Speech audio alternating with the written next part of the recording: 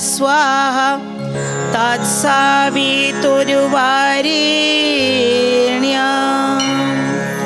भर्गो देवस्य धीमहि धियो यो नः प्रचोदयात्।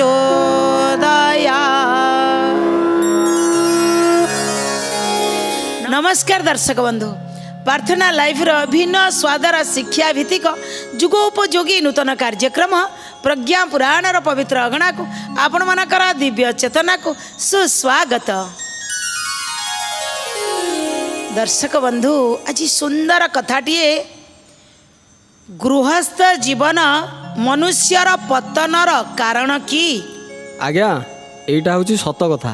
मोर दुईटी सांग थिले, विवाह पूर्व से माने बहुत खुशी थिले, एबे विवाह पर बहुत मन दुख अच्छी। एटा कौन आज्ञा सतरे? माने तुमर कहवा कथा गृहस्थ जीवन हो सारा पर पतनर कारण बोधे यही जटिल समस्या अच्छी या कौच तो तांको मन दुखर जना पड़ुची।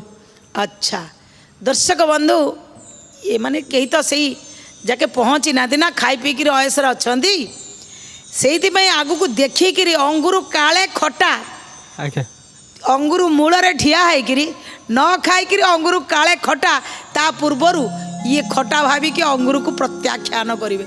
माने गृहस्थ टोटाल ये चार जन जाक कहीं प्रवेश करना किंतु कथा पदे कहीदेले नाई आज्ञा गृहस्थ जीवन पतनर कारण या ही सत्य। एवं आम खाई पीकि बढ़िया कि अच्छु। दर्शक बंधु, आपण मैंने भी भावुवे जो मैंने गृहस्थ यही सारी शादी का लड्डू जो खाया वो पछताया, जो नहीं खाया वो भी पछताया। जी खाई नहीं बाबू जी खाइले काले असुविधा हम, जी खाई सारी सी भी भावुँ खाई बड़ पछतैला मनीष। दर्शक बंधु, गृहस्थ जीवनर पतनर कारण कि आपण माने खोजंतु। सतरे कौन मु बाहर जीवनटा भूलीगला, सतरे कौन गृहस्थ होकर मु भूलगला। झीटी कहूँ मु भल बढ़िया थी तुमको बाहर मो जीवन बर्बाद। पुआटा कहूँ अरे तू आइला दिन ठार मो लाइफ बर्बाद हो गला। देखिए आज प्रज्ञा पुराण रे कौन कहुई ये सुंदर कथा शुणा। किए बाहर लाइफ गला, किए कही अरे खाली लाइफ ये जाए ना ये कौन मिले। ये सुंदर कथा तो निश्चित आम शुणा। ता पूर्व आसत आम भी टे प्रज्ञा पुराण रे निजक सामिल करवा। ये मन सुण रे प्रज्ञा पुराण विचार, मन सुण रे प्रज्ञा पुराण विचार, मन सुण रे प्रज्ञा पुराण विचार, मन सुण रे प्रज्ञा पुराण विचार। कली जुग मानवक कल्याण पाई नारद को प्रभु देले मर्ते पठाई, नारद को प्रभु देले मर्ते पठाई, नारद को प्रभु देले मर्ते पठाई। समाज सुधारिब साधु सन्थे कहिब, समाज सुधारिब साधु सन्थे कहिब। प्रज्ञा पुराण हटई संसारी सार, रे मन संसार सार। हे मन सुण रे, हे मन सुण रे प्रज्ञा पुराण विचार, मन सुण रे प्रज्ञा पुराण विचार, मन सुण रे प्रज्ञा पुराण विचार।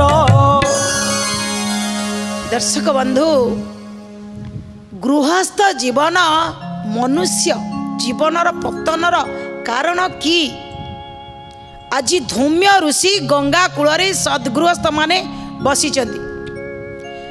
जेतेबेले धौम्य ऋषिंकर प्रश्न आसूची परस्पर भितर जिज्ञासार मनोवृत्ति नहीं कहते ऋषि मुनि सिना कम करें आम कौन पार आम तो आज्ञा राति पाइले से घर चुली चौका से भितर रहीलु। पुरुष लोक कहते राति पाइले तो आम केमिति रोजगार हम केमिति छुआ पिला को पोषिबू आरी भितर रहीलु। आज्ञा आपण जहाँ कहते आम कौन पारिबू। जेतबले धौम्य ऋषि सद्गृहस्थ मानक भितर यही कथा शुणुचंदी, धौम्य ऋषि कहउचंदी अरे हे तमे गृहस्थ रे निजको हीन भावुच कि भावी दौच गृहस्थ जीवन गोटे गृहस्थ आश्रम गोटे हीन आश्रम ना। अरे जेते आश्रम अच्छी सबुठारु श्रेष्ठ आश्रम है गृहस्थ। ए गृहस्थ आश्रम या भितर थाई मनीष तार सबू इच्छा को पूर्ण करि परिवो। दी प्रकार गृहस्थ, गोटे प्रकार लोभ मोह माया जंजाल भितर टिके पशि जाइथांती। जो माने आज्ञा से पशि गले से माने आज्ञा टिके तलकु पळैले सेई माने कांदती, सेई माने कहती ये जंजाल भितर बाहरी परुनी। किंतु जो माने विवेक को लगेई या भितर भल भाव रहिले सब किछि पूर्ण करि परिबे। आउ किछि वैराग्य नहीं जगतरु चली जाती। तमे केबे चिंता करनी ये गृहस्थ जीवन मनुष्य पतनर कारण ना। तुम्हें निजर कर्म को टिके बढ़िया कर्म कर बुझेले कहले केमिति गृहस्थ रे थाई तुम्हें भी मोक्ष पाई परिवो, तुम्हें भी मुक्ति पाई परिवो, तुम्हें भी उत्तम रास्ता रे जाई परिवो, तुम्हें भी महामानव हेई परिवो, तुम्हें भी साधारण रु असाधारण हेई परिवो। ये कथा बुझिया पाई आज धौम्य ऋषि कहते अरे तुम तो खाली मानव होइछ, महामानव हवा पाई गृहस्थ होची सबुठारु श्रेष्ठ जगह जोटी तुम महामानव हेई पारिवो। कहीकि गोटे उदाहरण देले कहले ना शुणी ना होची सिक्खी ध्वज जी जीवन रे जाको विदेह राजा बोली कह जाए, जाकर देह ज्ञान नथला, जी आत्मा कौन जानी पारी थिले, जी ब्रह्म ज्ञान कौन जानी पारी थिले, सत्य कौन ए दुनिया रे ये शरीर ना।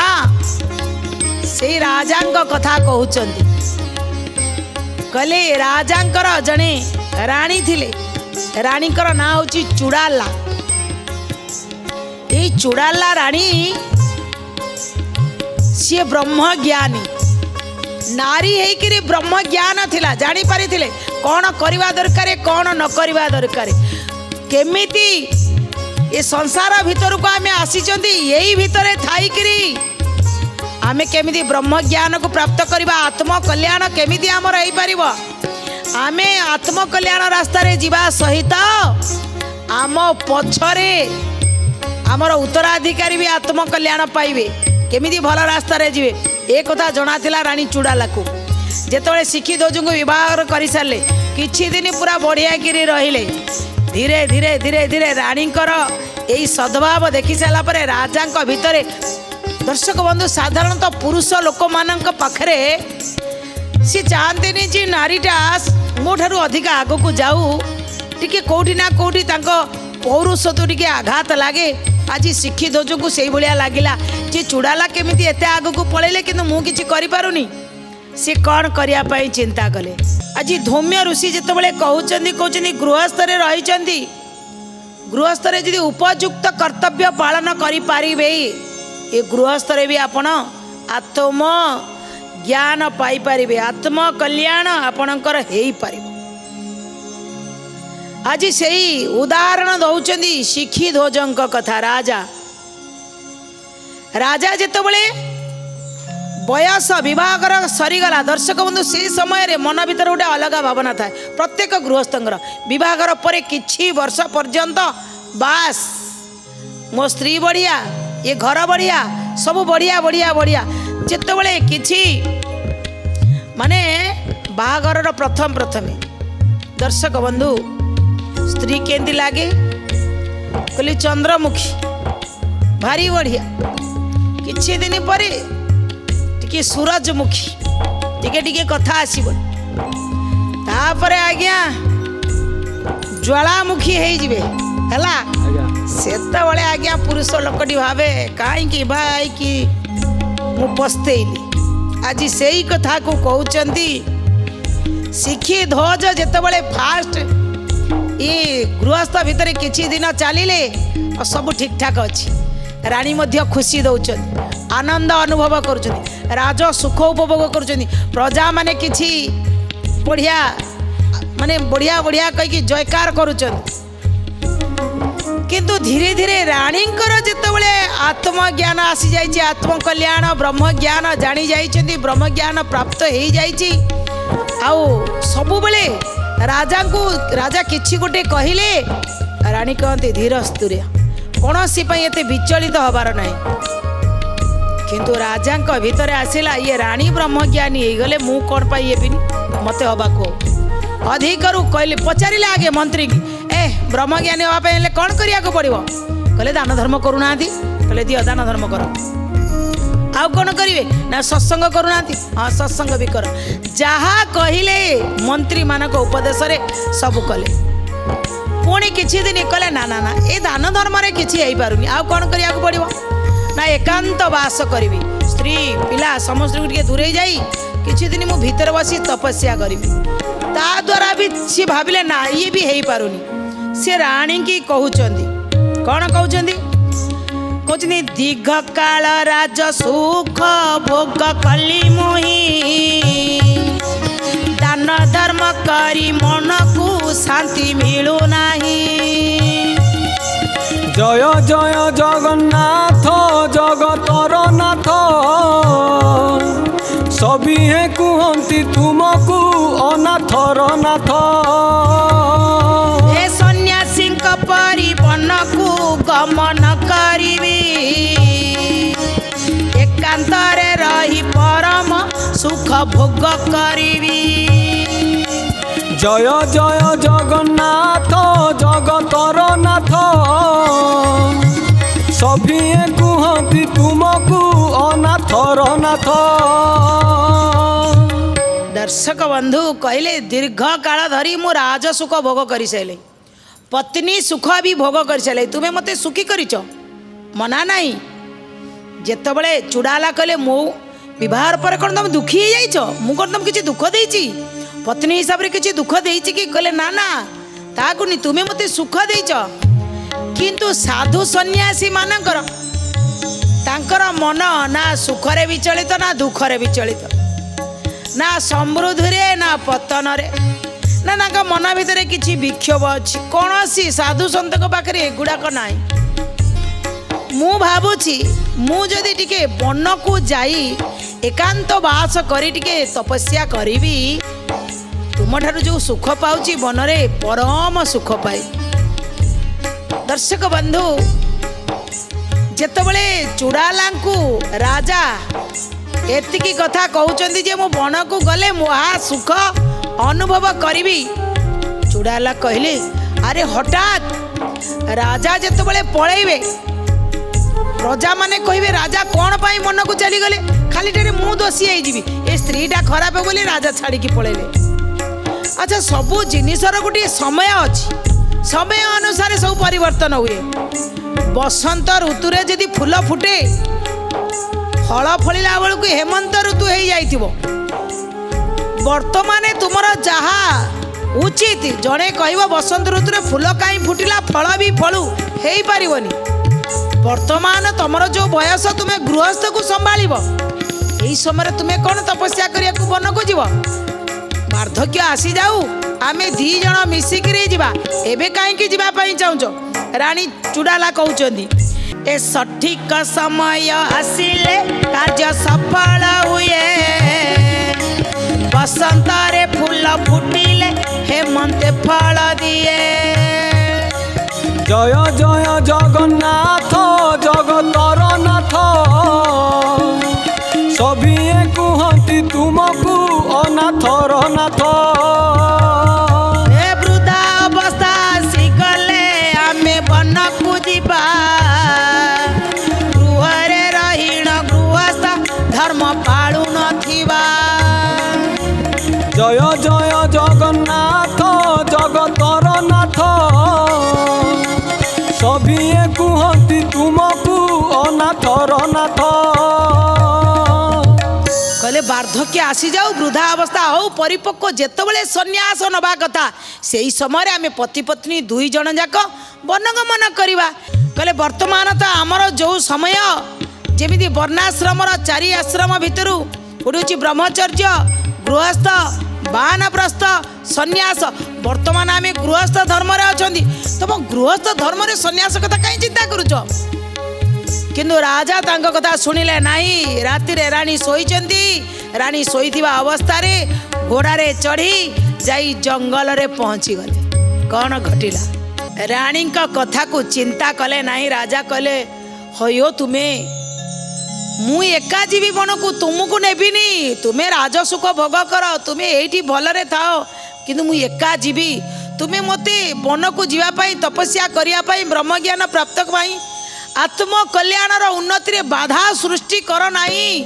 रानी चुड़ाला तुम्हें पूरा ब्रह्मज्ञानी, तुम्हें मते जीवा को दियो मन को। दर्शक बंधु यही रही कथा। घरे अच्छी गुरु किंतु खोजिया को गले राजा कौटी की ना जंगल जेते बले घर छाड़ी के राति रे रानी सोई सारिला परे निजे चुपते चली गले जे वन रे पहुंची गले। वन रे सबू पुणी सेठी संग्रह करी गोटे कुटिया तैयारी कले। कौटी रहिबी, कौन खाइबी, पानी कौठू आनिबी, सेठी मध्य राजकर्मचारी की लगेई देले। कहले गोटे घर गृह निर्माण कर दियो, जंगल रे रही। एठी पानी रो व्यवस्था कर, मु पानी पीबी, रोषेई करिया पई व्यवस्था कर। जंगल रे रहुथिले तपस्वी शतमन्यु आसिले पाखको। तपस्वी सब जानी पारिले, अच्छा राजा गृह त्याग करी आसीची वन। तपस्वी शतमन्यु जाई पाखरे पहुंची गले। कहले हई हो राजन, अरे कौन कहले ए निज घर परिवार त्याग करी आसीछ, बणरे से सरंजाम एकत्रित करुछ। जय जय जगन्नाथ जगतर नाथ, सभिए कुहती तुमको अनाथर नाथ। वस्तु व्यक्ति सहित संपर्क जे रहिबा, अहं भाव लिप्सा प्रति वैराग्य जात हेबा। जय जय जगन्नाथ जगतर नाथ, सभिए कुहती तुमको अनाथर नाथ। दर्शक बंधु एठी शतमन्यु आसी कहिले। दर्शक बंधु सत कथा होची बाह्य कर्म कांडरे पूजा पाठरे ब्रह्म ज्ञान आसे नाही, आत्म कल्याण हुए नाही। बहुत लोक तो तिलक चंदन काटिकी बाहर घंटी बजी पूजा करुथिबे, 4टा 5टा नौन संध्या दे देकी घंटी बजी आगे फास्ट। किंतु कहले एठी किछि नाही, जदि अंतरर थिबा अंतर ज्ञान को आत्म चिंतन को जागृत न करिचंदी, आसक्ति की त्याग न करिचंदी, ये ब्रह्म ज्ञान प्राप्ति हवा पई हेले गुरुंकर आवश्यकता रही। एठी शतमन्यु आसी गले गुरु रूप रे। कहले हयो घर परिवार त्याग करिकरी पळे आसिल, मोर घर दरकार नाही, राजसुख दरकार नाही, एठी आसी बण जंगल काटिकरी पुणी गोटे कुड़िया बनौछ। घरे जहा को छाड़ी गेल इठी आसी से को गोटौछ। आउरी पुणी कौन कहले, कहले वस्तु आ व्यक्ति भितर संपर्क जोड़ुछ, एटा मो कुटिया। जदि त्याग करिवार थिला अहंकार को त्याग कलनी, लिप्सा को त्याग कलनी, किंतु गृहस्थ रे थाइकरी भी अरे तुम घरे परा ब्रह्मज्ञानी तुमर स्त्री रानी चुड़ाला छंती, गृह को त्याग करी इठी आसी गृह बनैबार माने कौन? घर छाड़िकी आसिला परी यही संपर्क तैयारी करिवो, यही पुणी वस्तु सरंजाम एकाठी करिवो। तांको कहवा कथा जंगल टूट भर घर थिला, माने जंगल ठारू भल घर थिला। हाँ घर भल थिला ना आज्ञा, घरे लोक बाक थिले, घरे तू सब किछि करि पारि थांतु, किंतु जंगल को आसी पुणी आ गुटे लोक को तो पछरे लगाउछु, आ 5टा लोक को लगाउछु, गछ गुडाक काटुछु, पुणी कुड़िया बनौछु। अरे तो पाखे तो सब अवेलेबल थिला, पुणी ठीक ही आसिलु। तांकर मर्म कहले वस्तु आ व्यक्ति भितरे संपर्क रखिकी अहंकार लिप्सा को त्याग करि पारिलनी। यही कथार मर्म को बुझी पारिथिले से दिन राजा सिक्की ध्वज फेरी आसिले गृह को फेरी आसी रानी चुड़ाला अछंती, कहले मु घरे ही एकमात्र मु तपस्वी हेबी नाही, एकमात्र आत्मकल्याण दिगरे जीवे नहीं, मु एकमात्र ब्रह्मज्ञानी हेबी नहीं, सारा परिवार एकाठी जीवा। कौन दर्शक बंधु देखंतु कहले सारा परिवार एकाठी जीवा। मु जदि आइंस छाड़ी मो परिवार रे समते आइंस छाड़िया दरकार। खाली मु एका छाड़ी देले आ अन्य माने न छाड़िले मु तो स्वार्थपर। मु जदि आज्ञा भूल बाटरे जाऊनी मो परिवार को भी भूल बाटरे नेबिनी।